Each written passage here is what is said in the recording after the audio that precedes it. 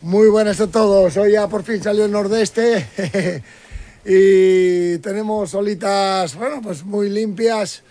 La verdad que pequeñuelo, sí, pero para riders que comienzan, hemos entrado de nuevo con estas chicas de Madrid que han triunfado también hoy. Ha costado un poquito más en algún caso, pero bien. Pero porque hay más cansancio hoy.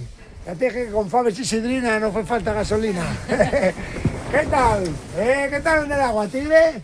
Bien. ¿Lo pasaste bien? Sí, ¿Sí? sí, muy bien. Pillaste 2 o 3 y te vi yo ahí peleando, hasta la orilla. Sí. Muy bien.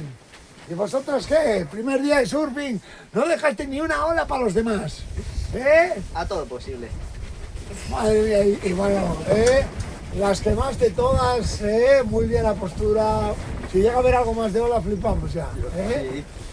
Que Tigre, ha costado, pero lo has conseguido al final, 50-50. 50-50. No te pierdas el vídeo de hoy. ¡A bloque!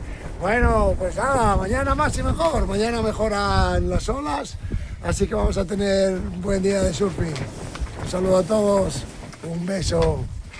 ¡A bloque!